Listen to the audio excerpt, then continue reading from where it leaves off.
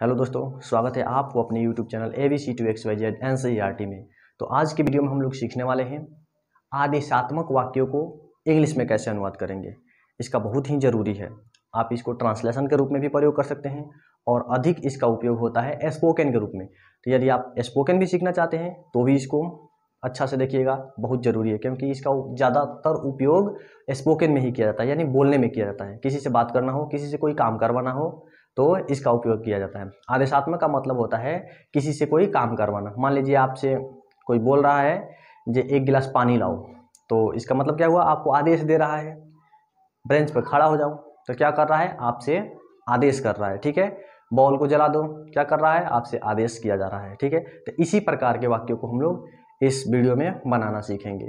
जैसे black board को साफ करो, अपने नाक को साफ करो, अपने हाथ को साफ करो, अपने चेहरे के साफ करो, अपने बाल को साफ करो। इस प्रकार से जितना भी वाक्य को मिलेगा तो आप लोग चुटकियों में इसका अनुवाद कर पाएंगे, वो भी इंग्लिश में। तो इसका ज़्यादातर उपयोग कहाँ होता है, बोलने में किया जाता है और ट्रांसलेशन के रूप में तो किया ही जाता है। तो आइए पहले देख लेते हैं, कुछ यहाँ पे बोर्ड पे लिखा हुआ है, इसको आप नोट कर लीजिए। ठीक है, उसके बाद आगे को हम लोग देखेंगे। देखिए यहाँ पे लिखा हुआ है, कभी कभी हिंदी वाक्यों को देखने से यह पता चलता है, कभी कभी हिंदी वाक्यों को देखने से यह पता चलता है कि किसी व्यक्ति को किसी पर्सन को कोई कार्य करने का आदेश दिया जा रहा है। मतलब कोई काम करने के लिए क्या किया जा रहा है, उसको आदेश दिया जा रहा है। ठीक है, तो इंग्लिश में अनुवाद करने के लिए सबसे पहले क्या करते हैं, V1 को लिखते हैं, यानी वर्ब के पहला रूप को लिखते हैं, मेन वर्ब जो होता है उसको लिखते हैं। उसके बाद में यदि ऑब्जेक्ट रहता है तो ऑब्जेक्ट को लिखते हैं और उसके बाद में जितना बच जाता है, शेष जितना भी बच जाता है उसके बाद में लिख देते हैं। तो सिंपल सा है, इसको एक बार आप पढ़िएगा, आपको अच्छा से समझ में आ जाएगा। ठीक है, कभी कभी हिंदी वाक्य को देखने से यह पता चलता है कि किसी व्यक्ति को कोई कार्य करने के लिए आदेश दिया जा रहा है, जिसका इंग्लिश में अनुवाद करने के लिए सबसे पहले क्या करते हैं, हम वर्ब 1 को लिखते हैं, यानी V1 को लिखते हैं। उसके बाद में यदि ऑब्जेक्ट होता है तो ऑब्जेक्ट को लिखते हैं और उसके बाद में शेष जितना भी बच जाता है उसको लगा देते हैं। ठीक है, तो आइए सबसे पहले इसका फार्मूला लिख देते हैं। तो इसका फार्मूला क्या हो जाएगा, सब पहले क्या होता है वर्ब, तो यहाँ पे लिख देंगे वर्ब यानी V1 प्लस में ऑब्जेक्ट OBJECT। ऑब्जेक्ट यदि रहेगा तो लिखेंगे, नहीं रहेगा तो नहीं लिखेंगे। ठीक है, वहीं पे यहाँ पे क्या लिखा हुआ है, रहने पर लिखा जाता है, नहीं रहता है तो नहीं लिखते हैं। ठीक है, V1 प्लस ऑब्जेक्ट और प्लस में शेष जो बच जाता है उसको इसके बाद में लगा दिया जाता है। ठीक है, नोट करके एक और बात आप लिख लीजिएगा, आदेशात्मक वाक्यों में वायु सब्जेक्ट के रूप में क्या रहता है, लुप्त रहता है।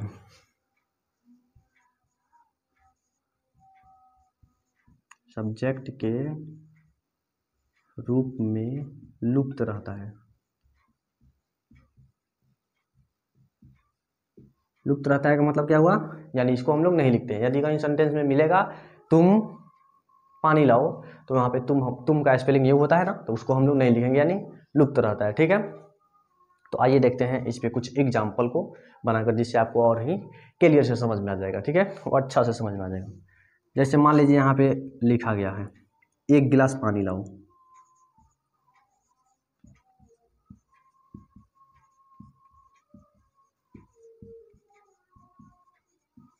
क्या किया जा रहा है, यहाँ पे आदेश दिया जा रहा है, किसी से बोला जा रहा है 1 गिलास पानी लाओ, यानी उससे आदेश दिया जा रहा है उसको।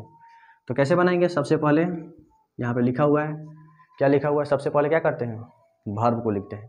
तो सबसे पहले तो आपको वर्ब समझ में आना चाहिए। वर्ब यानी सेंटेंस में जो काम हो रहा है, वर्ब का मतलब कहता है काम करना। ठीक है, काम करना, जिससे काम करने का बोध होता है उसे वर्ब कहते हैं। तो इसमें बताइए कौन सा काम हो रहा है, लाने का काम हो रहा है, लाइए, लाने के लिए बोला जा रहा है, तो इसमें किसका काम हो रहा है, लाने का काम हो रहा है। तो यहाँ पे लाने का स्पेलिंग लिखेंगे, क्या होता है, ब्रिंग, BRING, ब्रिंग। 1 गिलास पानी लाना है तो लिखेंगे a glass, GLAS, glass of water, WATER, हो गया। तो इस प्रकार से पहले क्या करना है, वर्ब को लिख देना है और उसके बाद में जो ऑब्जेक्ट है उसको लास्ट में डाल देना है। ठीक है, तो इसी प्रकार से आप सिंपल सा है बना लेंगे। ठीक है, यदि आपको कोई दिक्कत हो तो आप कमेंट में पूछ सकते हैं। इस प्रकार से मान लीजिए यहाँ पे लिखा हुआ है मान लीजिए यहाँ पे लिखा हुआ है नाक साफ करो, नाक साफ करो, ठीक है, इस प्रकार से लिखा है नाक साफ करो। तो क्या करेंगे, सबसे पहले क्या करेंगे, ढूंढेंगे इसमें काम कौन सा हो रहा है, काम क्या हो रहा है। तो क्या हो रहा है इसमें काम, साफ करना। साफ करने का क्या होता है, क्लीन, CLEAN, क्लीन। नोज, और ऑब्जेक्ट इसमें क्या है, नाक है, तो यहाँ पे लिख देंगे क्या, नोज, NOSE, बन गया। उसी प्रकार से मान लीजिए कोई आपसे बोलता है राम को बुलाओ, राम को बुलाओ, ठीक है। तो सबसे पहला काम है, हम लोग इसमें खोजेंगे वर्ब कौन सा है, वर्ब यानी V1 यानी कौन सा काम हो रहा है इसमें। तो सबसे पहले आप खोजिए इसमें काम क्या हो रहा है, बुलाने का काम हो रहा है, राम को बुलाओ, तो काम क्या हो रहा है, बुलाने का।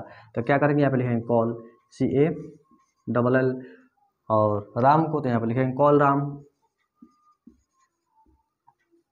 इस प्रकार से आप बना सकते हैं। इन पत्थरों को हटाओ, इन पत्थरों को, यहाँ पे मान लीजिए यहाँ पे कुछ पत्थर है, किसी से कहा जा रहा है इन पत्थरों को हटाओ, ठीक है। तो उसको कैसे बनाएंगे, इन पत्थरों को हटाओ, इन पत्थरों को हटाओ। इसको कैसे बनाएंगे, सबसे पहले ढूंढेंगे काम कौन सा हो रहा है इसमें। तो देखिए इसमें काम कौन हो रहा है, हटाने का काम हो रहा है, ठीक है। पत्थर तो कोई काम नहीं है, ठीक है, काम क्या हो रहा है इसमें, हटाने का काम हो रहा है। तो हटाने का स्पेलिंग आपको मालूम होना चाहिए। तो सबसे पहला तो बात है, यदि आप अच्छा से ट्रांसलेशन बनाना चाहते हैं, अच्छा से इंग्लिश में इम्प्रूव करना चाहते हैं, बढ़िया से सीखना चाहते हैं, तो सबसे पहले आपको क्या करना पड़ेगा, मीनिंग याद करना पड़ेगा। आप मीनिंग याद करना स्टार्ट कर दीजिए, आप इंग्लिश में तेज हो जाएंगे, ठीक है, कोई दिक्कत नहीं होगा आपको। तो यहाँ पे लिखा हुआ है इन पत्थरों को हटाओ। तो सबसे पहले इसमें क्या लिखते हैं, रूल क्या कहता है, सबसे पहले लिखना है हमें वर्ब वन को, यानी कौन सा काम हो रहा है। तो इसमें हटाने का काम हो रहा है, तो हटाने का स्पेलिंग क्या होता है, रिमूव, REMOVE, रिमूव। अब इन पत्थरों को, केवल पत्थर आता, पत्थर को हटाओ तो लिख देते रिमूव स्टोन, लेकिन इन पत्थरों को, इन पत्थरों का मतलब ये क्या है, यह, मान लीजिए यहाँ पे कहा जाए यह पत्थरों को हटाऊं तो दिस स्टोन लिखते हैं, लेकिन यहाँ पे इन पत्थरों में बहुत सारे पत्थर है तो दीज लगाएंगे, ठीक है, बहुत सारे पत्थर है तो दीज लगाएंगे। Remove these, THESE, these stone, STON। तो ये एक पत्थर हो गया, लेकिन बहुत सारा पत्थर को कहा जा रहा है तो यहाँ पे लगा देंगे स्टोन्स, रिमूव दीज स्टोन्स। तो इस प्रकार से आप कैसा भी दिया गया हो और उससे यदि आपको प्रतीत होता है कि आदेश दिया जा रहा है, आदेश किया जा रहा है, तो आप कैसे बनाएंगे, इसी प्रकार से बना सकते हैं, ठीक है।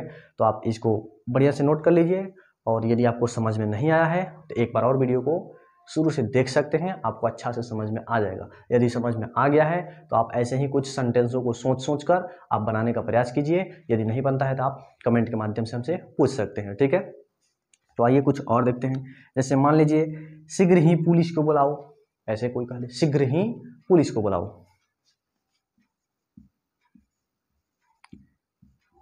शीघ्र ही पुलिस को बुलाओ। इसको बनाना हो तो कैसे बनाएंगे, सबसे पहले ढूंढेंगे क्या, इसमें काम कौन सा हो रहा है, बुलाने का काम हो रहा है तो कॉल, CALL, कॉल। पुलिस खास नाम है तो यहाँ पे द लगा देंगे, call the police, POLICE, police, call the police. शीघ्र ही तो एट वंस, इसका होता है at once, ONCE, at once का मतलब होता है शीघ्र ही, शीघ्र ही पुलिस को बुलाओ, call the police at once. इस प्रकार से आप बना सकते हैं। तो आप इसको नोट कर लीजिए। इसके बाद में आपको कुछ स्पेलिंग लिखवा देते हैं जो कि इसमें ज़्यादा आपको ज़रूरत पड़ेगा, और उसके बाद में हम लोग आप होमवर्क के रूप में कुछ देंगे, उसको आप बनाने का प्रयास कीजिएगा और अच्छा से पढ़िए, और मीनिंग को सबसे ज़्यादा याद कीजिए, क्योंकि ट्रांसलेशन बनाने में और इंग्लिश पढ़ने में सबसे ज़्यादा काम आता है कौन, मीनिंग। यदि आपको मीनिंग याद होगा तो आप बनेगा, यदि आपको मीनिंग याद नहीं होगा, आपको सब रूल मालूम होगा, सब नियम मालूम होगा कैसे बनाया जाता है, लेकिन यदि आपको मीनिंग याद नहीं हो तो आप इसको नहीं बना पाएंगे, नहीं बोल पाएंगे, किसी के सामने नहीं बोल पाएंगे, ठीक है। तो इसको पहले नोट कर लीजिए। तो आइए यहाँ पे कुछ स्पेलिंग लिखा हुआ है जिसको आप अपनी कॉपी में नोट कर लीजिए और इसको याद कर लीजिएगा, ताकि इस प्रकार के ट्रांसलेशन को बनाने में आपको आसानी हो, कोई दिक्कत नहीं हो। ठीक है, तो देख लीजिए यहाँ पे लिखा है कॉल, कॉल मीन्स पुकारना या बुलाना। क्लोज मीन्स क्या होता है, बंद करना, आपको पहले से ही पता होगा। एट वंस का मतलब क्या होता है, शीघ्र ही, इसको पहले ही बता चुके हैं। रिमूव मतलब क्या होता है, हटाना। ओपन मतलब खोलना। विंडो मतलब खिड़की। सॉल्व मतलब क्या होता है, किसी क्वेश्चन को हल करना होता है। ऑलवेज मीन्स क्या होता है, हमेशा। ट्रूथ मीन्स क्या होता है, सत्य बोलना। ठीक है, डोर मीन्स दरवाजा होता है। ऑन मीन्स चालू करना, ऑफ मीन्स बंद करना, एक छूट गया है उसको नोट कर लीजिएगा। ऑन फुट का मतलब क्या होता है, पैदल चलना। ठीक है, पैदल चलना। अब यहाँ पे 5 ट्रांसलेशन लिखा हुआ है, जिसको आप वीडियो को रोक कर बनाने का प्रयास कीजिएगा। यदि नहीं बनता है तो आगे आप देखिएगा। ठीक है, तो आइए शुरू करते हैं इसको। देखिए यहाँ पे पहला क्या है, लिखा हुआ है सदा सत्य बोलो।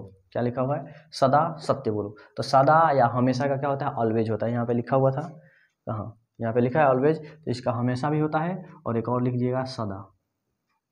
हमेशा या सदा दोनों रहेगा तो क्या लिखेंगे, ऑलवेज लिखेंगे। ठीक है, तो सबसे पहला क्या है, सदा सत्य बोलो।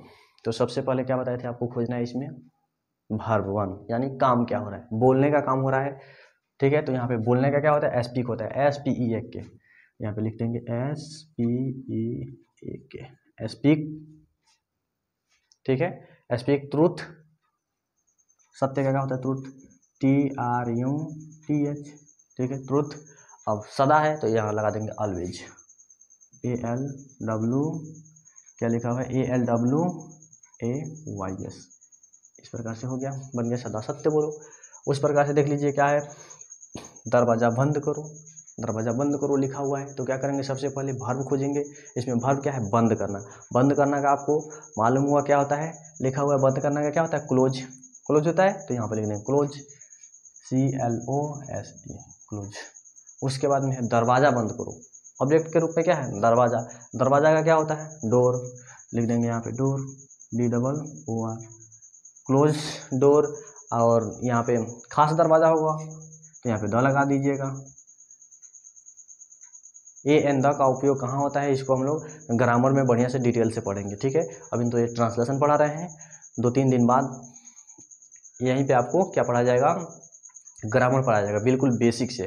तो यदि आप इंग्लिश में अच्छा करना चाहते हैं, अच्छा से पढ़ना चाहते हैं, तो हमारे चैनल को सब्सक्राइब कर लीजिए और बेल आइकन को दबा दीजिएगा, ताकि आपके पास वीडियो पहुंचता रहे। ठीक है, क्लोज द डोर मतलब दरवाज़ा को बंद करो, वहीं कहना होता।